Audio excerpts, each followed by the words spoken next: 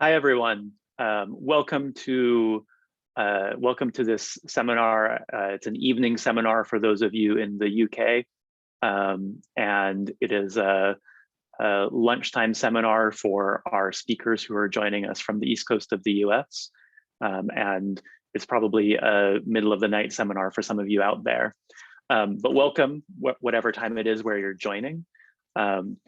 I'm going to keep my introduction short, so I'm going to just introduce this seminar and the overall run of show, and I'm going to hand over to our speakers who are going to introduce themselves, which is convenient because they are experts in that, as well as being experts in tools at the center of government. So my name is Martin Williams. I'm an associate professor in public management here at the Blavatnik School of Government. I'm the co-academic director of the People in Government Lab, which is a research center here in the Blavatnik School that works on issues of people management at all levels of government all around the world. And the lab is hosting this event as well. I'm also the co-research director of the Delivering Education Reforms, or DeliverEd initiative.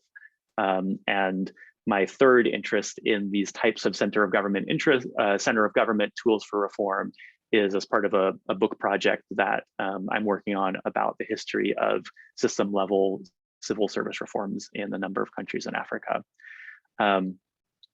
But we're here today not because of that, but because of this great working paper, which you can download on the BSG website. I'll put the link in the chat shortly if you haven't downloaded it already.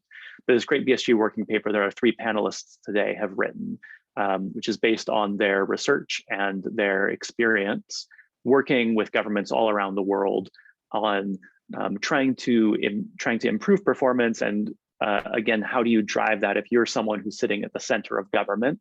So in an executive's office, or in a budget unit, or a ministry of finance, or whatever that is, trying to think, okay, how can we do something here at the center of government that improves the performance of all of these line ministries and frontline bureaucrats who are actually the ones interfacing with citizens, delivering services, making things happen, which I think is a really huge both practical challenge as well as an intellectual one. And one of the things I really appreciate about this paper that they've written and this presentation they're going to give is the way in which they've tried to boil down what is an incredibly complicated potential range of reforms and tools into something that's much more digestible, and thinking in a balanced way about what are these good for, what are some of the challenges that are playing with them. So in terms of the procedure, I'm going to hand over in about 30 seconds to our panelists, and they're going to introduce themselves and speak for about maybe 20 minutes or so to kind of summarize the paper. I've then got a few questions that I'll kick us off with to ask them, and then we'll turn to all of the questions that you have.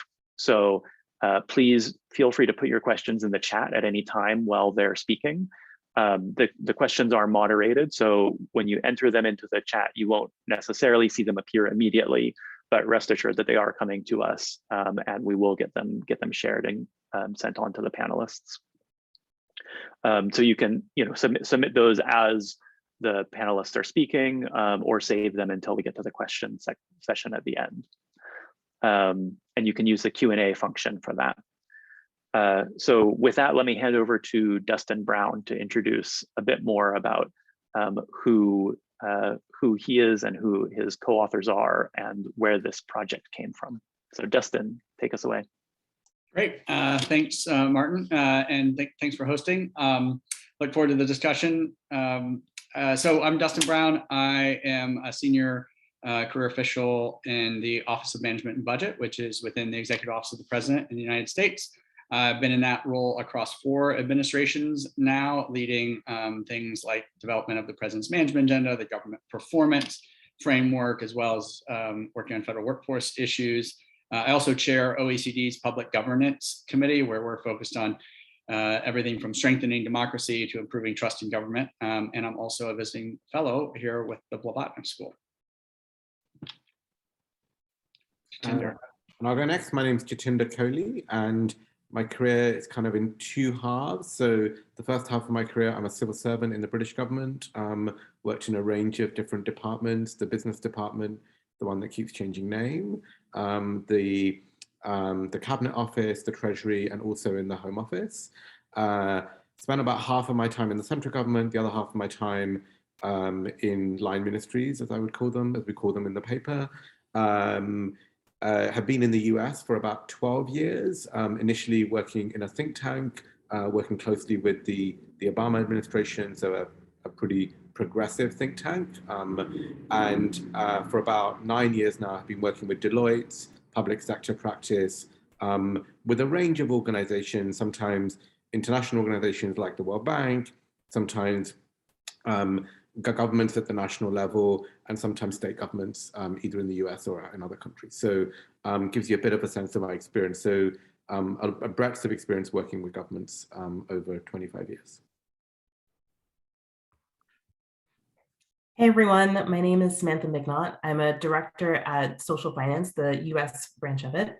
My career started off and focused on international development at the World Bank in their independent evaluation group. And from there, I moved to work with Jatinder actually at Deloitte, doing strategy development for public sector entities, primarily focused on federal government entities in the United States. And more recently, since I've been with Social Finance, I've been working on outcomes-based financing mechanisms and developing those for a variety of levels of government within the United States, focused on federal, state, and municipal government. I'll hand it back to Dustin to maybe start us off with the presentation. Yep, great. So I thought it'd be helpful just to provide a little context about why we began this journey, kind of focus on the center of government. I think all of us believe that the center of government will play an increasingly important role in government's ability to address problems people face in their daily lives, and making that connection is critical. One of the reasons we feel that way is that governments are increasingly, the countries are increasingly facing kind of more horizontal problems, and governments are organized vertically. And no one is really focused on kind of overcoming that central challenge, and the center of government is increasingly critical in doing exactly that. Sorry for the background noise.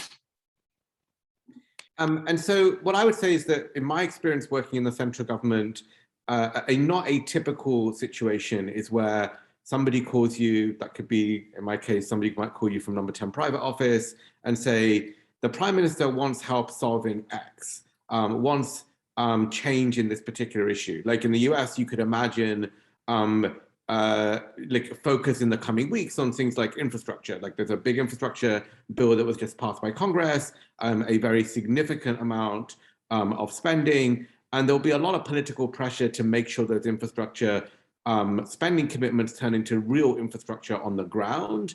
And that's the kind of thing that you could imagine a government leader saying, I would like focus on to an official like Dustin or myself when I was in government in Britain. The thesis of the paper is, if you're in that situation, there are a series of tools that you can deploy in order to successfully accomplish the goal that you've been set. And what are those tools, and how can you be deliberate in your choice of those tools? I must say that, you know, as a government official, sometimes it felt like we kind of thought about the first 2 or 3 things that came in our mind and just did them. Maybe sometimes we did them by intuition. So, but this is like a more systematic approach to picking the right tools and using them.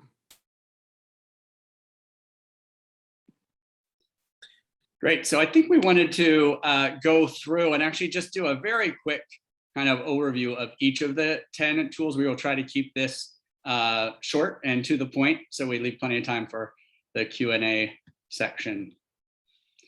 We organize these around different clusters. And the first cluster really was focused on planning kind of from the center and defining success to set up agencies for successful improvement strategies. With the first kind of specific tool within that cluster being focused on stakeholder engagement and problem identification. I think we can kind of move forward to that specific slide if possible.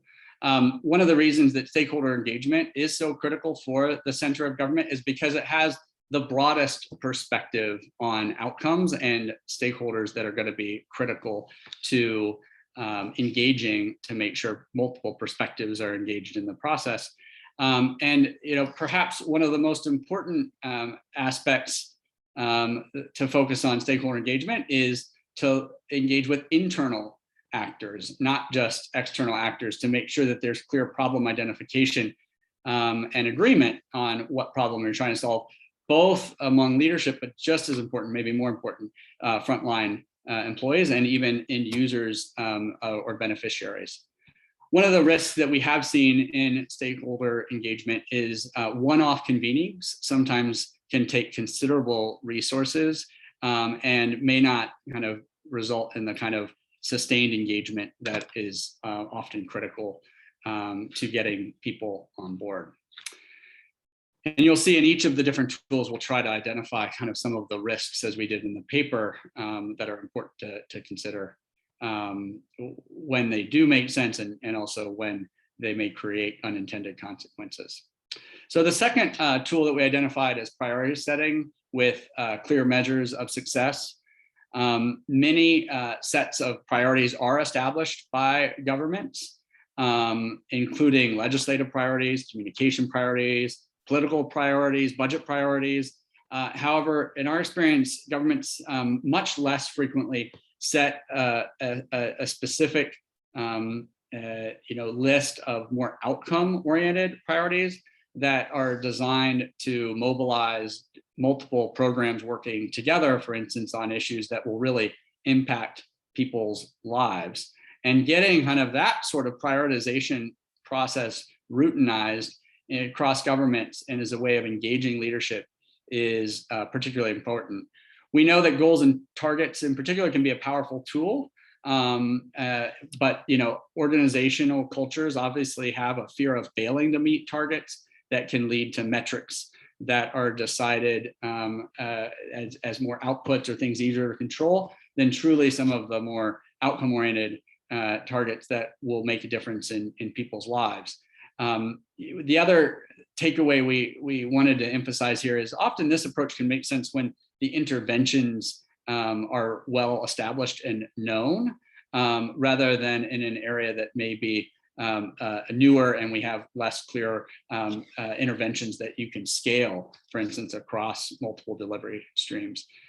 The risk on this one is one that I think many people have historically identified, which is that when you do focus leadership attention on a specific target or result, you want to be careful as to not create unintended consequences of a focus on a particular measure. And that's very important to identify early on. Third tool is reviews of ministry commitments and capabilities to identify gaps. When we're talking about large scale change, it is going to be important to get a good understanding of the culture change that has to accompany that, and having a process by which the center of government is identifying outliers, for instance, or other kinds of challenges associated with an organization's capability to deliver, will be critical to have awareness of. Scanning across organizations, for instance, one of the sources we use in the United States for this is the Federal Employee Viewpoint Survey. Many countries have done employee surveys, which can be actionable information people can use to better understand organizational health, engagement levels, for instance, that may give you a good indication of an organization's ability to deliver. One of the things that's critical here is to not necessarily have this be a top-down process, but establishing a clear framework for what good looks like, and then engaging peers to participate in review processes. So it's not just something that the center of government is doing to line ministries, but a way of engaging in peer reviews that can be less defensive and more constructive in making those capability reviews kind of most effective. So that's the three tools that we had for the first cluster. I'll turn over to Jatinder now, who can kind of speak to the next set of tools. Okay, so I'm going to go through the next cluster of tools. If we go to the next slide. So this set of tools really focus on how you govern from the center. Go to the next slide. And The first of these tools is looking for ways in which you build cross-agency governance systems, so cross-departmental governance systems to drive decision-making. So an example of this would be, these are more than cabinet committees. So cabinet committees are a form where you bring together a group of leaders in government to make a time-limited decision in a moment of time. This is more a group of people who are responsible for driving decision-making towards an end in a sustained way. So for instance, if we talk about that infrastructure example earlier, this is a group of people who are coming together regularly and thinking about the different policy interventions that need to be taken to make the infrastructure bill now legislation reality.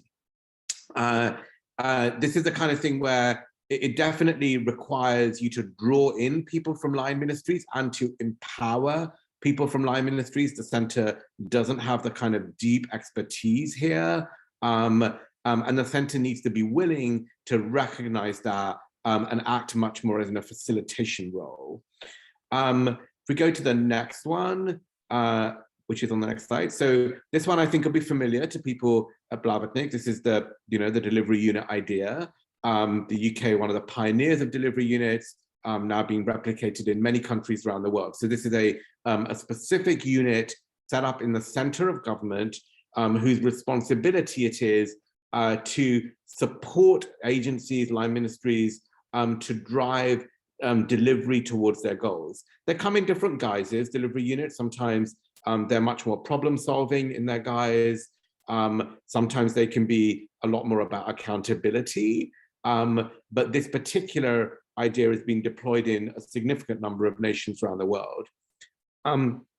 One consideration to think about is delivery units require significant sponsorship from the leader of a government. So in Britain, the Prime Minister's delivery unit was the pioneer. And they also tend to fizzle out when it's clear that the leader doesn't really focus on them. And so thinking about how to kind of sunset them at the appropriate moment can be really important. So this is tool number 5. We go to tool number 6 on the next slide. So this is a very different idea. This is also a group of people in the center of government, but their job is either to be technical experts who can provide support and guidance to people across government ministries. So let's say in a government, you make a decision that you want to deploy AI in much more effective ways because there's a lot of potential in artificial intelligence. You might set up a center of excellence, a center of expertise for AI that is really out there providing support to line ministries in their endeavors, in their projects to deploy AI. Often people say that government salaries are lower than salaries in the private sector, especially for these kind of roles, say around data science. But it's the kind of thing where you could really draw some of the best, some of the best talent in a nation into government because the opportunities to influence big, complex problems are something people get very excited about. A key consideration here is this is not about taking over from line ministries. It has to be about supporting and enabling line ministries to succeed.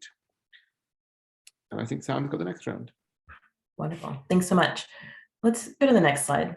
And as we're doing that, just as Martin mentioned, we are going through this at like breakneck pace, much faster than we've ever gone through it before. So please do write any questions you have about particular tools in the chat, and we'll come back to them and dive deeper on any of them that you might have questions about. This third cluster is about improving implementation from the center. And Jatinder just talked about, like, this is not meant to say the center of government should be taking over from the line ministries to actually do their jobs for them. This is about how the center of government can apply tools to roll out some of those priority goals that we talked about earlier on. So let's go to the next slide. The first one is data-driven review meetings. And these are meetings that bring together leaders, subject matter experts, data specialists, sometimes folks who have budgetary control or insight into a meeting to talk about progress against those priority goals that we have set previously. Now, this might sound like just a meeting where you're talking about progress, but there's 3 pretty important components of these meetings that differentiate them from other meetings that might occur via Zoom or any other format. One is that they are always grounded in some type of data visualization that helps you understand what the progress actually looks like. This is the reason why you need to have the data experts in the room, so they can tell you why they've broken up the data in such a way, what they're seeing, and what their analysis found. The second is that you need to discuss why these things are occurring. This is the importance of having the subject matter experts to say what's happening on the ground that might be driving this, what might you not be seeing that's happening behind the data that is actually driving important outcomes that just aren't showing up on paper. And the third and most important thing about these meetings is you need to have decision makers in the room to make an action coming out of each and every one of these meetings. An action doesn't mean that you have a solution all the time. Sometimes an action can mean we don't have enough information to actually say what happens next, so we need to dig into this deeper. Sometimes an action can be, we've seen what's happening, we need to dramatically shift our programmatic approach. Sometimes it can be, we're doing a great job and we need to replicate this everywhere. How can we replicate this? It is an amazing tool that can be used in a lot of places, but not everywhere. You need a couple of things to make this work. One is access to good, clean data that is available on like a pretty frequent basis in order to provide the type of real-time information you need to make changes to implementation. And the other thing you need is, because it does require some type of analysis, it requires people to pull together materials on why things are happening, and it needs people to go and execute against any recommendations that happen in the meeting. It does require quite a bit of staff time. So one thing we haven't been talking too much about, but we'll talk about a bit later, is this tool is really good for governments that have like medium to high capacity, because you need that access to data, because you need those folks with that appropriate skill set. Let's go to the next one. So the next tool is called employee recognition programs. And these are great, not just because we should be recognizing humans for doing good things because it's a good thing to do to other people, but also as a tool for the center of government. It's a really great way to create buy-in, as well as to really reinforce your priorities. So a recognition program can be used, it can be used to help elevate models of behavior that are really important. So as you're rolling out something, say it is a strategy to improve data reporting on certain something, if there are particular agencies or ministries that are doing very well in this, you can help to highlight what they're doing and ask people to replicate it by rewarding them. This could be a verbal reward, it could be some type of I've once gotten a strategy that just said, "You rock." It doesn't need to be particularly complex, but what it is something that makes people feel as if the center of government is not coming in strictly as a enforcer or a top-down issuer of mandates. This can be used by any level capacity of government. It can be used by very frequently. The only consideration that might influence the application of it is that it does require a bit of engagement from an administrative point of view, just because you'll be getting recommendations and nominations from a number of different ministries. Let's go to the last one in this section. The last one is on collaboration platforms for creating some type of communities of practice. The center of government is really well positioned to identify innovation that's happening within ministries and where that could be applicable to other ministries and agencies.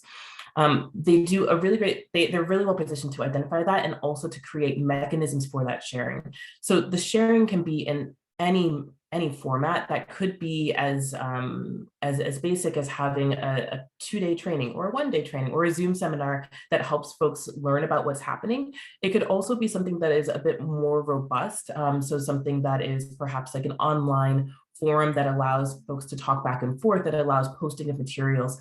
It can be adapted to whatever level of capacity and infrastructure is available to that entity. I think the one thing that I will flag here for this one in rolling it out, because it is super adaptable, because it can be very low cost, low capacity, it can be used very frequently. However, if it is sharing of toolkits, sharing of existing resources, these materials can get stale and they require someone to go back in and keep them updated, keep them fresh and new so they don't become shelfware. With that, I'll turn it back to Jatinder to go over our very last tool. So our general thesis is that all of the tools we've described are tools that are worthwhile to consider. Some of them are higher effort than others, and you need to think carefully about which tool to use. This last tool we're going to describe is the only one that comes with a significant health warning. It's the one where we say maybe the center of government would take a more active role in either running a policy area or alternatively actually even taking on implementation of that area, much more likely to be leading the policy in a specific area. That can be highly disempowering to line ministries and can also be very difficult to do. Pure policy, the skills to invent detailed program design in the center of government aren't normally present. And so you might need a different skill set in the center of government to do this. If we go to the next slide.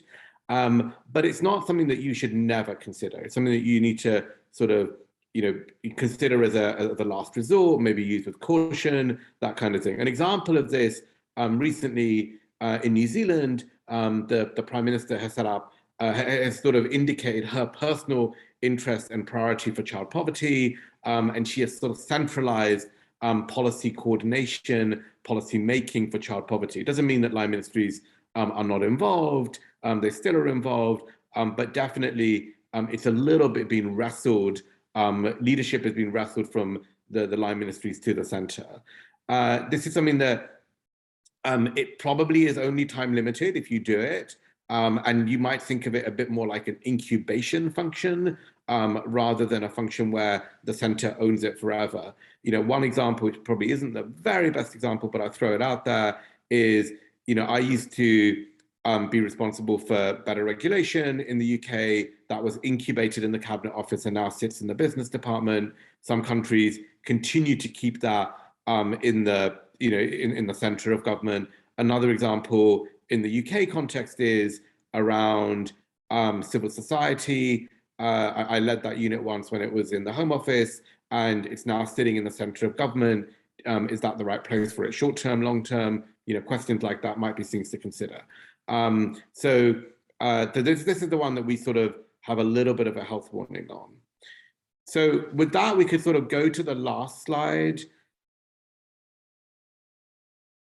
which is the next slide. Actually, we don't have enough. One more, sorry. Yeah. So what we've done here is we've sort of plotted all the tools, and I imagine this is a little bit hard to read because it's kind of small type, but it's in the actual paper.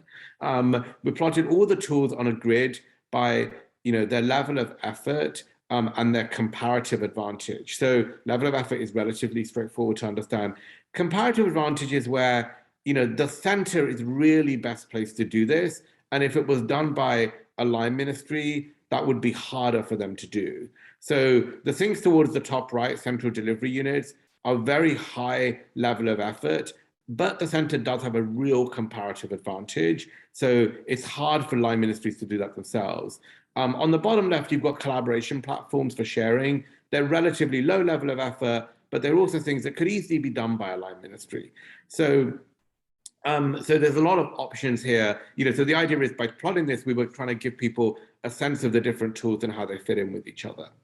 I think with that, we are about at our time, and we would love to sort of move to Q&A. So I'll hand over to mine.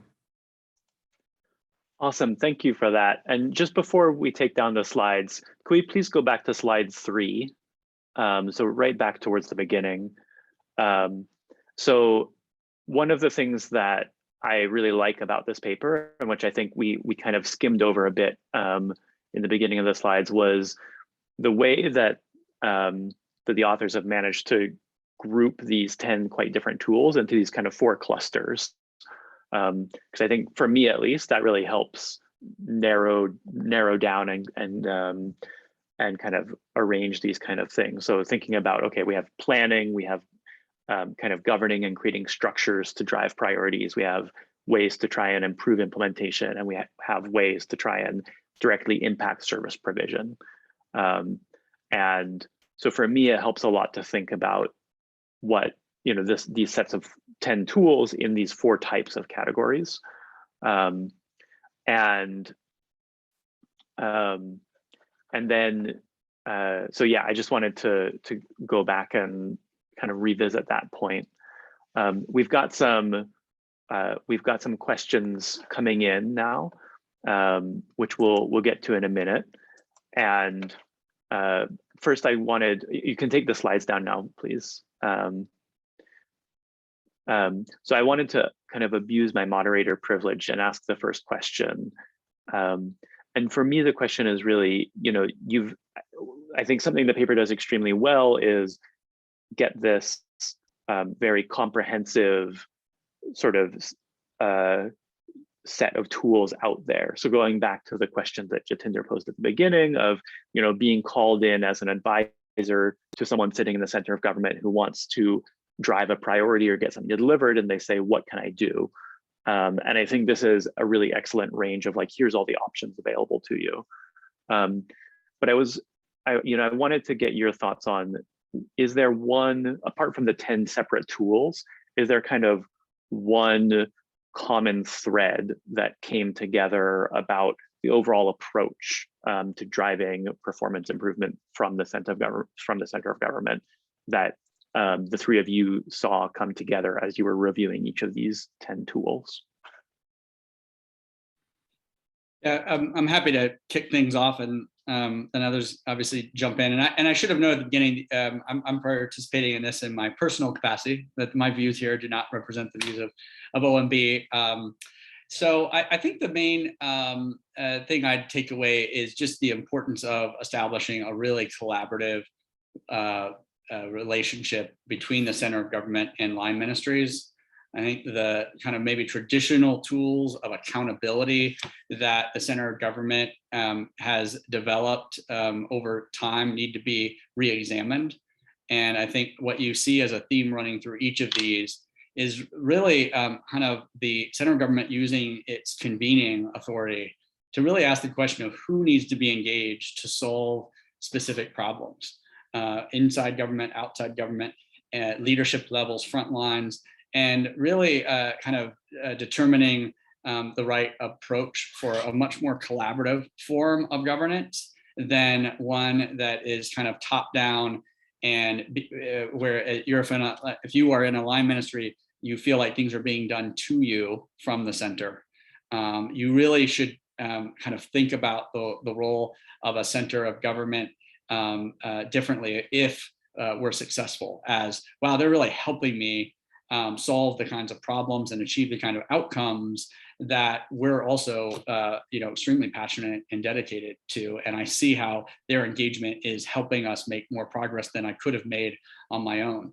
I think if we're successful, that's the way line ministries view the center of government. And I think we'd all acknowledge that is not the case in many situations, but we need to be able to evolve to a point where it is. And I think these tools are intended to try to help guide those officials in the center of government toward a new way of working kind of across organizations that we believe can get us closer to that sort of end state.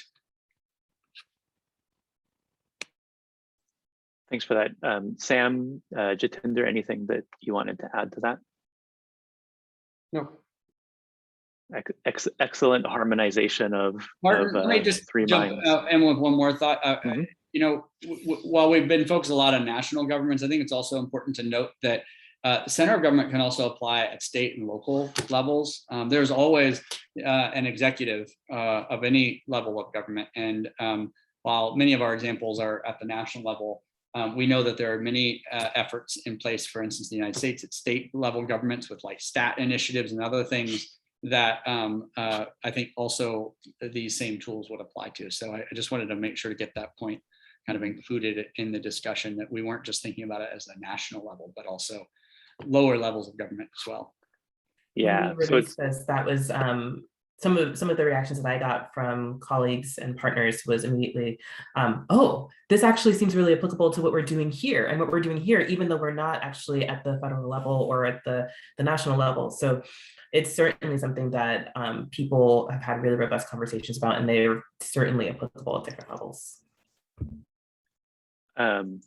Yeah, and I think, to me, that's something I take away, that these are tools that could be used by a prime minister's office, but also by a mayor's office.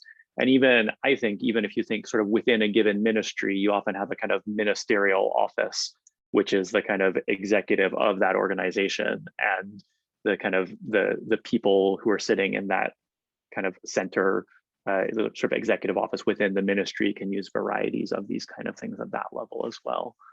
And I think, something just that I find really interesting to highlight from Dustin's answer is this idea of thinking about tools being used by the center of government from the perspective of line ministries, rather than thinking, if I'm in an executive office, what can I do that makes me feel effective? The question should really be turned around and saying, the line ministries are the ones who are actually doing things. The question is, what can the center of government do to be useful to these line ministries? And I think that's quite an important reframing of, so much of how we think and how politicians often speak is, oh, you have these line ministries who aren't doing their job right, and our job is to come in here and kind of, whip them into line. Yeah. And I think that's an important shifting of the question. But yeah, Jatinder. Yeah, no, absolutely. I think that point is really well made. This is not about, if you use sticks and like whip people into line, it doesn't work. You really have to empower, enable, encourage and support and inspire line ministries to do the things that matter to the center of government. Is accountability a part of that? Yeah, of course it is. But it's no more than a part of it. And and all too often the center forgets that it's not just about telling, it's about persuading and supporting. So that's something that I think it's a real, it sort of feels, having both worked in line ministries and in the center, it feels so obvious. And yet it's easy to forget that is something that, that the center doesn't always realize. The center also has this tendency to believe when it says jump, people jump. And it just doesn't work that way. People think about maybe jumping if they feel they're up to it and interested. One of the terms we included in the article, it was servant leaders. And I think Jatinder made the point about delivery units, and some of the best delivery units that we've seen out there view themselves as servant leaders, giving the credit to the line ministries for any kind of accomplishment or result that's been improved. And I think that's an important mindset to really emphasize. I would echo that. The best civil servants I've seen in the center view themselves in that way, as they don't want the credit. They really want to empower others to make a difference and see their role as empowering others through some of the tools and levers that they have in the center. So I think that's a good way of kind of summarizing the mindset we do want to see. And, I think if we're being honest, we don't necessarily kind of see those qualities always emphasized as much as maybe we should in the people that wind up coming into some of those center of government roles. And that's something I think we want to try to put on the table as an issue that needs to be examined if we're going to really look at the effectiveness of our center of government institutions. Yeah, and I think that's absolutely a really important contribution of the paper. I want to turn now to some of the questions that have come in over Q&A. So we've got some great ones coming in, and do keep bringing them. So there are three questions that I want to take together about the idea of collaboration and collaborative platforms. And I'm going to read them out and really apologize in advance for pronunciations of people's names. So there's a question from Eloy Oliveira, who asks, I like the idea of collaborative platforms, and it seems that COVID-19 has pushed us to use them more and more. How can we make this change permanent as people go back to in-person work? And then there's a question from Noah Gaber about, is the collaboration platform tool intended to be within line ministries or across government? And have you considered linking the collaboration platforms with the centers of expertise tool? And then finally from Zareen Fuzarali, On collaborative platforms, the UK Civil Service, for example, doesn't have a contact database of all civil servants. Isn't that needed before we look at tools? So let me hand those three super interesting and I'm sure very easy and simple for you to answer questions over to you three. All right, so let me start and take a pass at a couple of them, and then Jatinder and Dustin would love to hear your thoughts. So with regards to, do you need to have a database set up before you can have a collaboration tool, a collaboration platform? Not necessarily. It's kind of dependent on what platform you decide to use and the security tools that you need to make sure that it is safe and not hackable and things like that. There are lots of mechanisms that are designed where you can have folks register into them and then they can gain access. So even if there's not already a database that is comprehensive, there are ways to create this without it. I mean, I've also seen collaboration platforms that are created across entities that are not actually connected, not within government, that are allowing external entities to collaborate in a particular forum. And so there's certainly mechanisms to do that. The question about what do we do post-COVID? Oh, Jatinder, do you have a comment on that particular one? Okay. The question about what do we do post-COVID for this? So these platforms and the concept of collaboration platforms have been around for like way before we even thought about COVID or remote work. This has been a mechanism and tool that people have been deploying.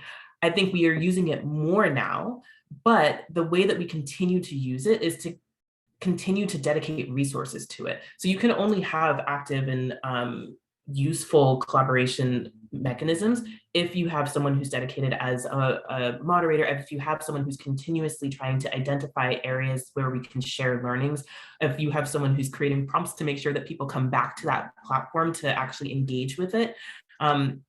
Those are the things that are going to be necessary. And I think who knows what post-COVID even means as a concept.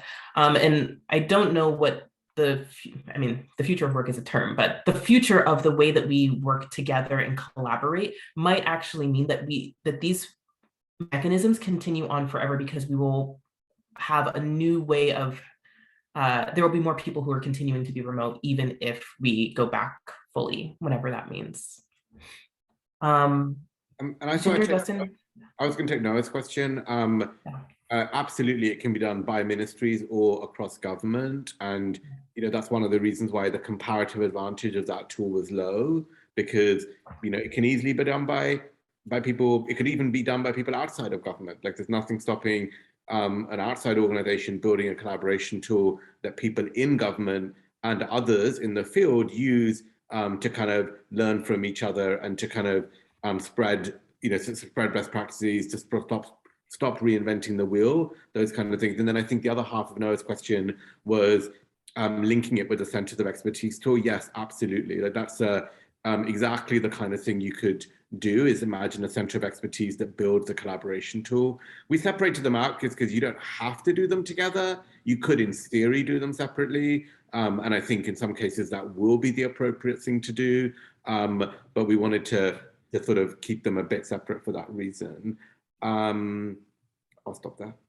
Dustin, anything to add? Yeah, I think that's a really good insight about linking the tools. I think that is one of the things we saw as a potential of applying maybe 2 or 3 of these tools together to take on a specific problem. I don't think we would ever anticipate all 10, for instance, being applied to a specific problem or challenge, but I think definitely figuring out kind of the right combination of them or the right sequencing of them is a key piece of what we were hoping would be helpful for officials in the center of government when trying to take on a particular challenge. Thanks for that. So another question that came in on a different subject was another question from Zareen Fuzarali, who wrote, "I can't quite clearly see a focus on evaluation, which is surely an essential part of the process. Can someone speak to that?" Any thoughts on that?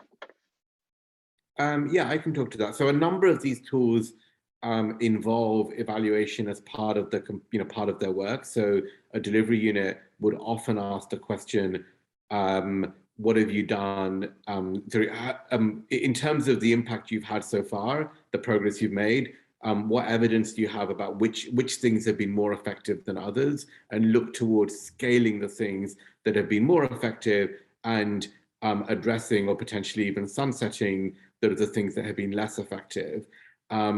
So that kind of way of thinking is very common. The one thing I would say is that I do not personally believe that evaluation is something that should be done in the center of government in general. I think that absolutely should sit with line ministries that are empowered to look at the impact of the interventions and programs that they deploy, and which ones are more effective and which ones are less effective. But the use of data in as close to real time as possible, which might be months, in the real world, in order to inform the future shape of interventions and the deployment of interventions, I think is absolutely core to the way we think of these tools. Now, if you wanted to build evaluation capacity in government, you could easily imagine building a center of excellence on evaluation capacity. But again, the purpose would be to build the muscle of using data to understand what works and what doesn't work in interventions, not for the center to take that over.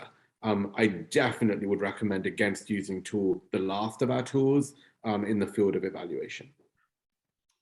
Yeah, I agree on that. And one place where I do think the center of government can play a constructive role on evaluation is helping to define the research questions that may be of critical importance across multiple agencies. One of the things that the US is beginning to do is looking at a government-wide learning agenda to be able to identify some of those research questions that may cut across multiple agencies and help provide that kind of impetus for determining kind of the focus of specific research and evaluation questions. So I think there is a role, but couldn't agree more that it's not something you would ever expect the center to actually take on.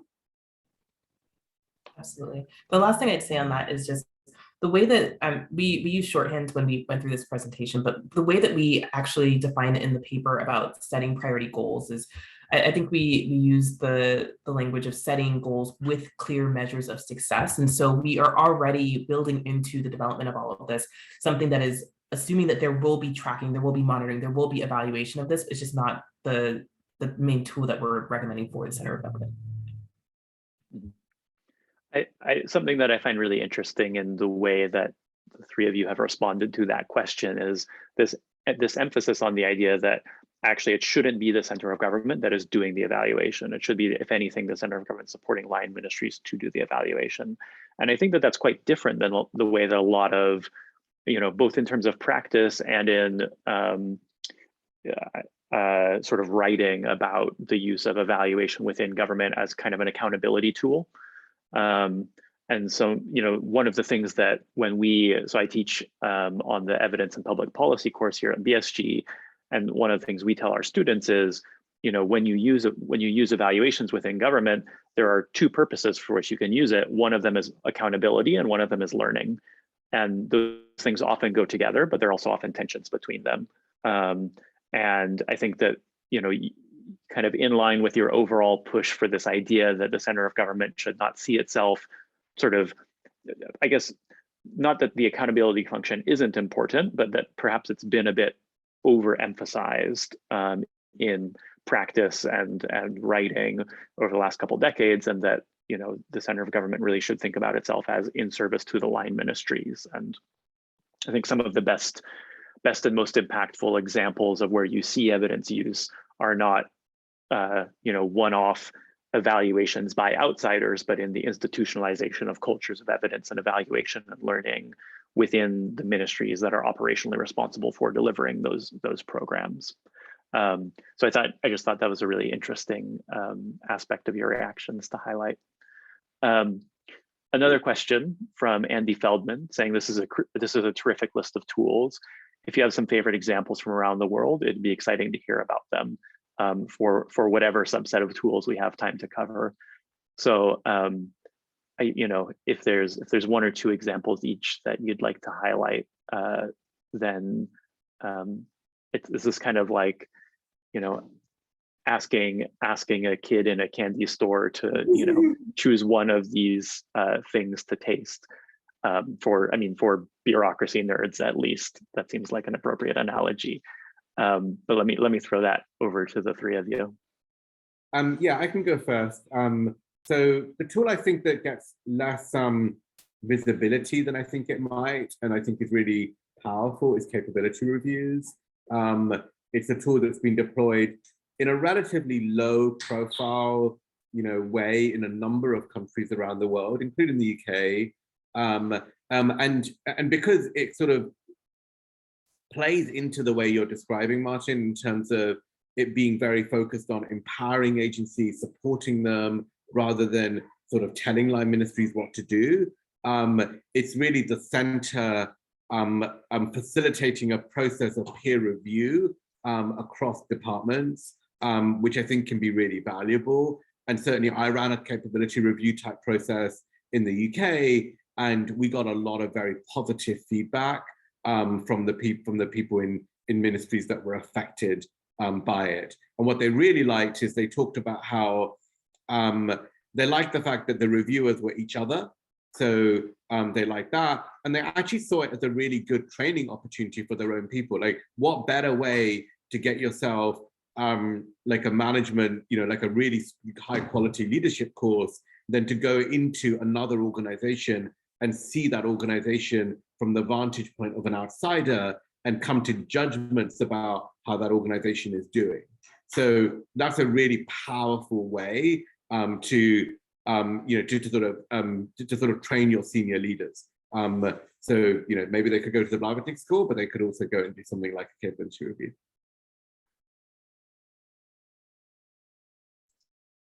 Can I ask just, I want to get examples from Sam and Dustin as well, but on the capability reviews, Jatinder, how do you, I think there's often a tension that happens within government where, as you've noted, when these sorts of processes are stipulated, and especially when there's some kind of scoring rubric attached to them, there's a tendency of people in line ministries to fear that this is going to be used as a tool to kind of punish or shame people. There's also often a kind of desire from people in the center to say, oh, let's publish a league table. If not publicly, then at least internally, that this is kind of implicitly some kind of more kind of accountability or incentivization type of tool. How do you think that? Yep. Do you think that that's something to be avoided totally? And if so, how do you kind of create that culture or that space to do so? I would say use with extreme caution is my view, like league tables. My personal experience, which I can describe, is we did two types of capability review when I was doing the regulation job. One of them was of ministries. It was every 6 months. We did a review. If you did really well, you were exempted from the next one. So it was risk-based. So you might have one for 12 months. There was a league table, but it was only you could see where you were on the league table. So you knew you were number 7 on the league table, or like a third of the way down, and you had your ratings, but you didn't have anyone else's. And so it was a very private process. The other thing we did, which I really liked and I think worked, is the scores were basically agreed between my organization in the center of government and the organization and the ministry. And only when there was a difference of view between those two did a panel get involved as the tiebreaker. And that panel was a panel that was somewhat independent. We actually found that in 90% of cases, there was not a difference of view, which was incredibly valuable for us. Thanks for that. Sam or Dustin, favorite examples of other practices, maybe? I recognize that we are like almost at time, so I'll be super quick. I think one of mine is we call it cross-agency governance systems. I think there's a couple of examples, but I think Singapore has done really interesting work there, particularly related to, do we Do we have more Yeah, time? we actually have another 30 minutes, Sam. Oh, just kidding. I thought that we actually ended at the hour. But I would highlight Singapore in a couple of their efforts. One is on coronavirus. They took a whole of government approach where like every single agency was doing a different aspect of helping to teach people about hygiene, to helping people to understand many of the public health things that they were trying to roll out. It was really interesting to see how they collaborated. And they're also doing something new that I read most recently about mental health post COVID. So I would say that's probably I just think it's really interesting to see how folks collaborate on that. So yeah, it's always dangerous to choose among your children here, but one of the things I would lift up is the data-driven reviews that Sam, I think, briefed originally. One of the reasons I find that compelling is, we have just seen over and over, and I think the evidence really supports this, that routines drive culture. And if you think about the types of routines that we traditionally have in government, a lot of them are around planning or budget or reporting routines, a lot even around kind of a compliance kind of function that is critical in government, but isn't necessarily, outcome oriented. And one of the things I really have appreciated about seeing leaders embrace, using data and getting all the right people who have to be part of a delivery system in a room together is that it creates a new set of routines that reorient organizations much more toward results and outcomes than maybe we see in the traditional day-to-day kind of operations of government.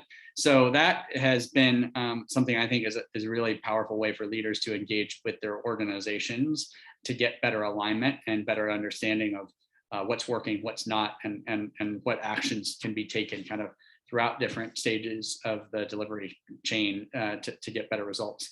The second one I'd say maybe is the last one, which Jatinder rightfully mentioned some warnings about in terms of the center getting more kind of directly engaged in the delivery system. I will say we've had a couple examples in the US that I think have worked quite well in that regard. One was around transforming the infrastructure permitting process, where we stood up a 25-person team that was working much more closely with line ministries in their review of infrastructure permits for dams, bridges, roads, solar energy projects. And they developed some real subject area expertise that could partner with line ministries in helping to get the broader system working better, which 30 different agencies had responsibilities for different parts of the environmental review process. That was, I think, a good example of something that we've done that has made the system work better, but it did require a much more significant investment kind of from a center organization than you would traditionally find. We've done a similar thing in overhauling and transforming the personnel vetting or security clearance process, where we stood up a 25 person team that has worked much more to develop some expertise to work with the different agencies that are critical there. And we've seen a major improvement in transforming that area for the first time really in 60 years by investing in some subject matter expertise that could look at transforming the entire enterprise at a greater level of depth than we've done in the past. So those are kind of emerging, I think, examples of, kind of taking a page out of the delivery unit kind of playbook, but applying it to a specific kind of domain area is an area I think that's kind of intriguing to follow and see if it is repeatable and we continue to get gains from that sort of approach. Thanks for that. So I have a question which takes us in a slightly different direction, which is kind of about the politics of trying to execute some of these sort of this shift in mentality of what the center of government does that you all are advocating. And I think one of the reasons why in the center of government you often get this kind of top-down, this kind of mentality of top-down driving of performance is not sort of not just ideas kind of thing, but is also, the incentives are often there for political leaders especially, but also bureaucratic leaders to do things which are highly visible that they can claim ownership and responsibility for. And, if nothing else, be seen to be doing something. And it's often easier to do that when you start something that you take credit for and has its own acronym and brand, rather than something which is really about supporting what line ministries are doing almost in the background.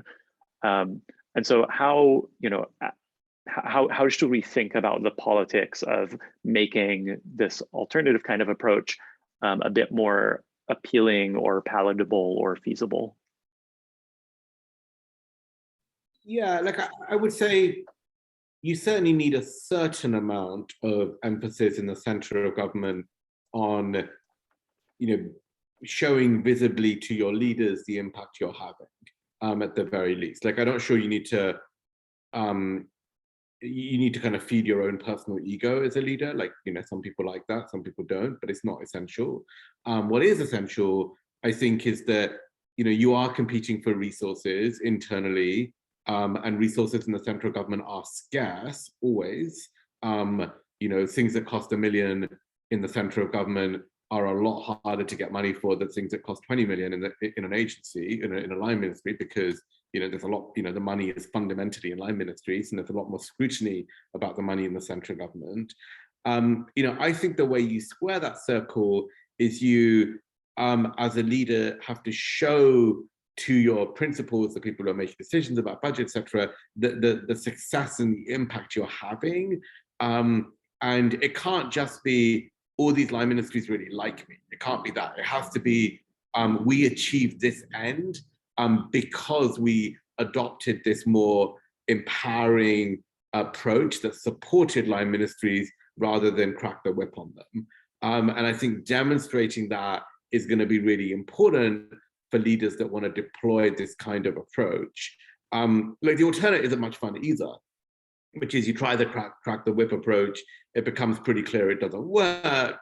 And then after a while, people are like, well, why do you have resources in the first place? So, that doesn't work either.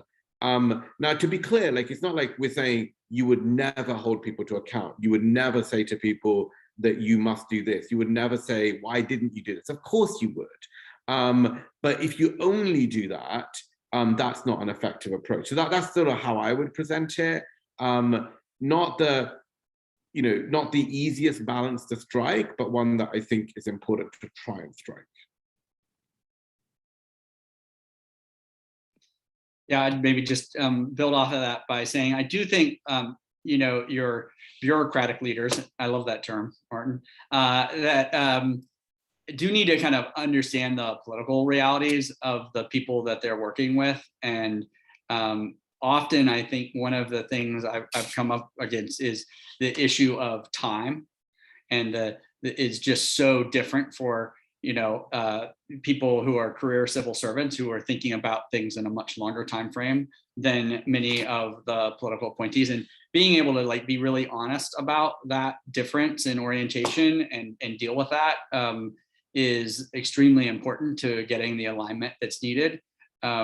We often try to talk about, okay, what are some nearer term things that we can kind of point to that are initial indicators of success that will help build us toward the transformational goals that we will have, as a way to try to overcome that inherent tension of kind of the difference in time horizons. But I think that is often one of the things that trips up kind of the partnership that's so critical between your kind of political appointees and your career civil servants. And I think being really aware of that as a risk and is critical to forming kind of the alignment that's critical, not just between kind of career civil servants and political appointees within the center, but then how you form that between the center of government and line ministries, right? Because that is kind of like two sides of the same coin there, in terms of how things wind up cascading in terms of policies or requirements or deliverables that can set up either tension, right, that's constructive, or tension that can sometimes be unhelpful. And I think figuring that out early on and figuring out a way to navigate it is really critical. Thanks for that. Sam, did you want to add anything to that? You don't have to, but awesome. So we've got another question from Salim Salama, who I don't think he'll mind me saying works with the FCDO here in the UK. So he said he joined this call as he felt it might have some relevance to our broader work on delivery, which is the Deliver Ed program that I mentioned before. Salim is one of the people in FCDO working on thinking about these issues as well, of how delivery units and delivery approaches more broadly can be used in the education sector, and what some of the ways that they can work, and some of the limitations, and some of the ways in which different things might work in different contexts are. So that's by way of background for Salim's question. So he says, a question on the process of deploying these tools. Once we've deployed one or a combination of tools, how do we understand, how do we ensure that there are timely feedback loops to understand how your authorizing environment is changing and shifting? In other words, how do we observe how different agents are responding to different authorities, especially in hierarchical government settings where authority is rarely located in one office or person? This might be read as another question on M&E, but is more about people rather than outcomes and outputs. And if I could just add on to Salim's question, I think this is a really interesting question because it's getting at some of the complexities of how these tools, which when we talk about them individually seem kind of relatively simple and straightforward, how they actually land and get integrated into these extremely complex bureaucratic systems, where we have lots of different principles and lots of different agents all working together in fairly messy ways. So having made Salim's question even more complicated and even more difficult to answer than it already is, let me hand it over to the three of you. I'll take it initially. So I would say, this is ultimately on leaders, right? If you are the leader of a part of government that's responsible for driving towards one of the priorities of the center, you've got to keep your eyes open and refresh your tool set from time to time. And I do think that the risks that Salim you describe are very real. Like, I think the reality is that tools, the government is littered full of ideas that once made a ton of sense, but now are there because they once made a ton of sense, or they appear to make a ton of sense, and there's no other very good reason for them. And the importance of constantly refreshing those tools and looking for, whether you should be deploying different techniques if the ones you've been deploying have not been working, it's really important. Now, like, typically this doesn't work very well, I'd say. Like, typically this works by, an individual leader changing and coming along and rethinking everything. And then you get these kind of very big sort of shifts in, in priorities just because there's a new leader. And that's not appropriate either. But I do think that building that muscle of consistently and constantly looking at the authorizing environment, Salim, as you say, to make sure that your authorizing environment and the performance of the tools that you're deploying merit the use of the tools you're deploying, and what adjustments you should make, I think is really important.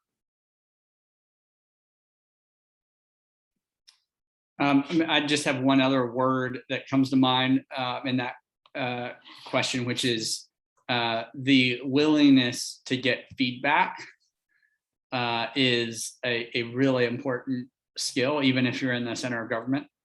And I think that often we don't see center of government institutions have good mechanisms to get regular feedback on issues, whether that's from line ministries, whether that's from the people we're serving, whether that's from our own workforce. I've worked for a number of people who have commented, like, it's amazing kind of how little information I have to actually base a lot of the decisions that we're making. And that's not just programmatic kind of performance measures, but one of the things we've really seen an explosion of is using survey tools to better understand what the people we're serving need, as well as our own workforce need. For instance, just a few weeks ago, we did the first ever pulse survey of just 3 questions that we asked of our 2 million person US federal workforce, to get some quick feedback on how reentry is going, or some of the other kinds of top of mind issues. And that's a new skill set, right? We're not just relying on the annual kind of survey, but we're doing something more real time that can position leadership to get a better understanding of what's working, what's not, and the variations that inevitably are going to exist across large, diverse missions and workforces, et cetera. So I think we need to kind of make sure that we're putting in place very deliberate feedback mechanisms, and we shouldn't just kind of continue to move out on a plan without having kind of regular feedback opportunities for all the stakeholders and key partners that you're going to need to work with. I love that you brought up the pulse surveys. It's something that I wasn't familiar with pulse surveys prior to COVID, but during COVID have seen them rolled out in a number of different places as a really great mechanism to gain feedback, because people are missing that one-on-one contact where you can keep a pulse, where you can understand a little bit more about sentiment. I think that is something that certainly can be continued to be rolled out to gain a broader sense of sentiment. I also think that each of these tools are designed to, like, they're not, it goes back to this idea of servant leadership. So we're not having any of these tools being applied to the line ministries in a vacuum. They are almost all designed to be done collaboratively. So there are things where you need the line ministries to be interacting with it in order for it to be implemented in and of itself. And so there are mechanisms for interaction that can create the spaces that are needed to keep that, to identify that sentiment that you want to understand. Thanks for those. I think it was a really, really interesting and thoughtful responses to a really difficult question. In that spirit, I want to pose another difficult one to you, which is about the role that evidence plays in thinking through the use of these tools of the center of government. And so I guess my question has two parts. First of all, as the three of you were putting this paper together and trying to array these questions and say something about the potential benefits and also the potential limitations or dangers of drawing on each of these tools, how much evidence did you find about kind of how effective these tools were, and in what kind of context for what kind of purposes, and how credible was that evidence? So that's the kind of the first part of the question about evidence. The second part is what would good evidence look like for these tools? I think that's a difficult question, because these types of tools, which are implemented at system level, are by their very nature very hard to evaluate in the way we might evaluate a particular policy intervention, where we have all these kind of tools of impact evaluation that compare some kind of treatment group against a control group and establish a counterfactual and that kind of thing. And almost by their nature, lots of these tools operate at system level and are hard. They're kind of hard things to evaluate. So second part of the question is, what would good evidence look like for understanding these tools? What's the kind of evidence that we should all both, kind of, I guess, researchers sitting both inside and outside of academia think about trying to create? I'll kick it off maybe, and then this time. So I think you're raising a really critical point, because based on at least my kind of scan of the type of evidence we have around these types of issues around governance, management, organizational performance, government reform, it's pretty scant. I think we don't have a great kind of evidence base to draw from. And that does present a challenge, right, to policymakers in the center or anywhere else. To be honest, I find the evidence base much more developed in the private sector research. And I think a lot of it actually does apply. So when it's looking at like the relationship, for instance, between, and this kind of goes to your second question in terms of what would be helpful, the places I've seen evidence develop that have been quite helpful to me in the public sector is the relationship between employee engagement of organizations and organizational performance, right?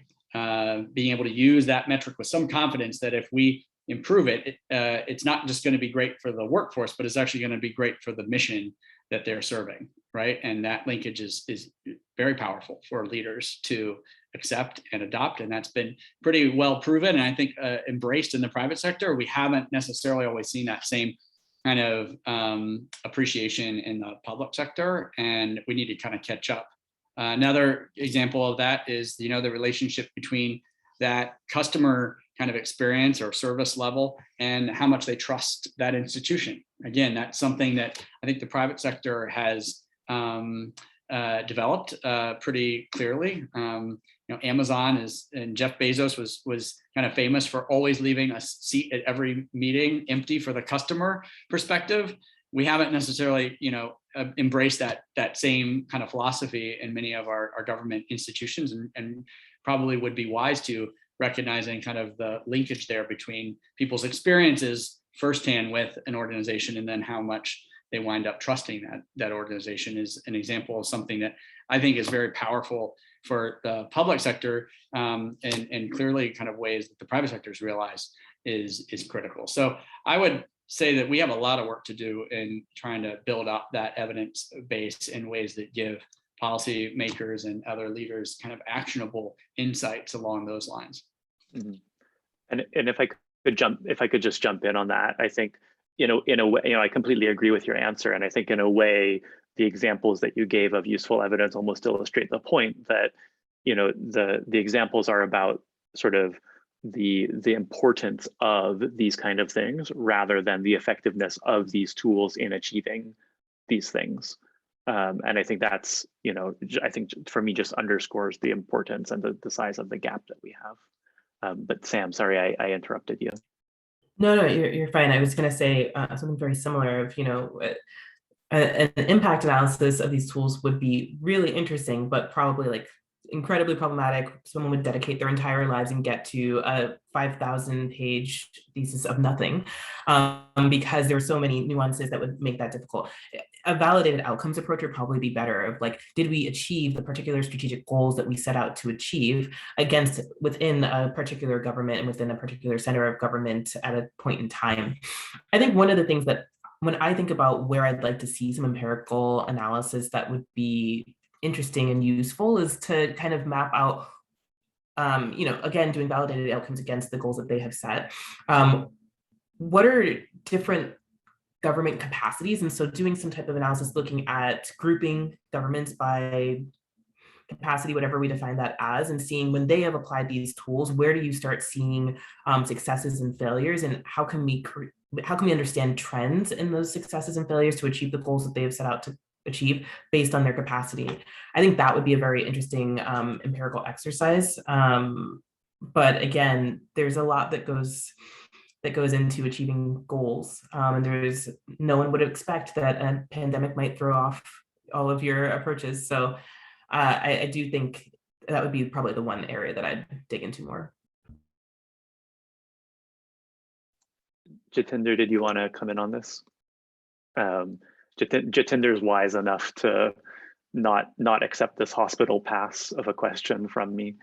No, but I think so. I agree. I agree with what you said, Sam, and I think I would put in a little bit of a plug that one of the research initiatives that I mentioned about that we're working on here in BSG, and with a whole team of researchers in studying 4 different countries around the world within the Deliver Ed initiative, is trying to look at exactly this and think of, can we look at delivery approaches in the education sector that have actually been adopted or are being adopted, and do something which is, it's not exactly an impact evaluation in every case, but it's saying, trying to compile that kind of evidence of, what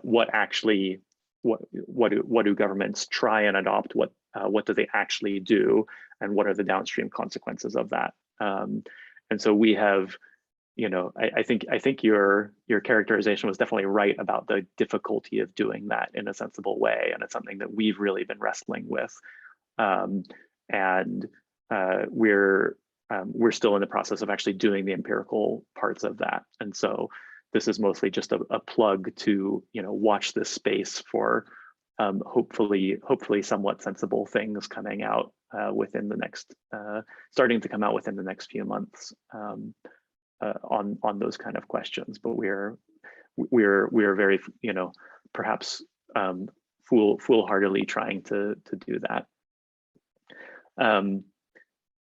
I want to close with one other big picture question for you, which is that the three of you both as researchers and as practitioners have been working with these tools and affected by these tools and about these tools for decades and decades between you. You've written this paper which sort of surveys all of this evidence and tries to array these things and identify here are the pros and here are the cons. And so the question I want to ask for you is, what is the single biggest outstanding question that you are left with about the use of these tools of the center of government and their ability to improve performance? What's the one thing that either that you wish that you knew or that you think is a priority for the kind of, whether it's for yourselves or for the next set of researchers who try and pick up this issue and take it forward? So I'm happy to. Go ahead, Sam. I was going to say, I'm happy to start. For me, one of the things we talked about earlier is that we, in the article, we talk about center of government as being the center of national government, but we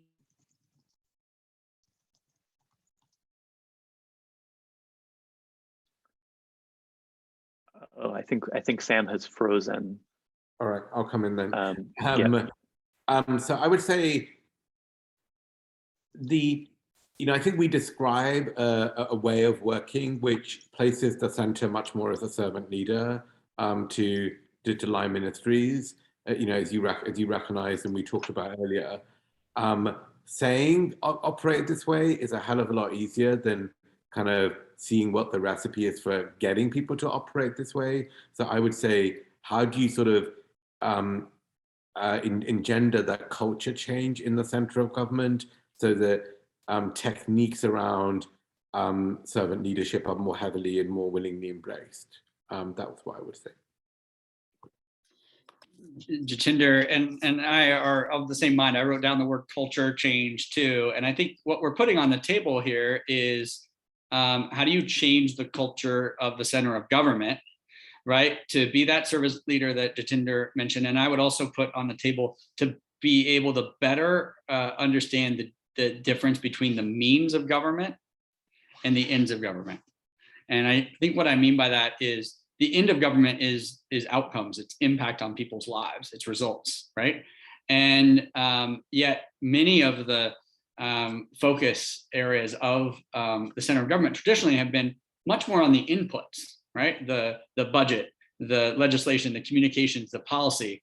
And I think without a culture change to understand that really at the end of the day, none of this matters unless it's resulting in an impact in people's lives. And how do we get further downstream to understand how what we do in government really makes a difference on that measure of success, and better kind of understand kind of that service delivery model or logic model even of how government truly does deliver services to people, and better kind of understand the contributions of policy and budget and communications to those ends, but still staying really focused on the end goals of government. And that's the culture change, I think, that's going to be critical for a lot of these tools that we've identified to truly be used by center of government institutions effectively. Thanks for that. And I only regret that Sam's internet gave out, and so we didn't get to hear her wisdom on this point. But I think both of you highlighted this element of culture change, and having that culture change be something that actually has to occur at the center of government, not as so often gets emphasized as the center of government saying all these lazy bureaucrats and line ministries need to change their culture. Which of course is not to say that culture change in line ministries is not also important, but I think that that's a really good encapsulation of the perspective that this paper brings. So I would really encourage everyone to download the paper and read it. I think it's a really great contribution. And thank you to the three of you for writing it and for coming and sharing your thoughts with us this evening. Oh wait, Sam has managed to rejoin. Sam, we had just given up hope of hearing your wisdom on what was the big open question. And so I just delivered my big kind of wrap up speech, but instead I'm going to hand it over to you and let you close us out with your big open question. I don't know where exactly I cut out, but my open question was really just thinking about how these tools might change, where there might be additional tools that are available to folks who are operating at center of government entities at subnational levels, whether that be state, whether that be municipal. But Martin, sorry to cut off your big closing, and thank you so much for having us today. Apologies for the tech issues. No problem at all. Thank you for coming out, and thanks to everyone as well for joining us and submitting great questions. Yeah, have a great rest of the day wherever you all are in the world. Thank you. Thanks, everyone. Appreciate it. All right. Bye, everyone. Bye.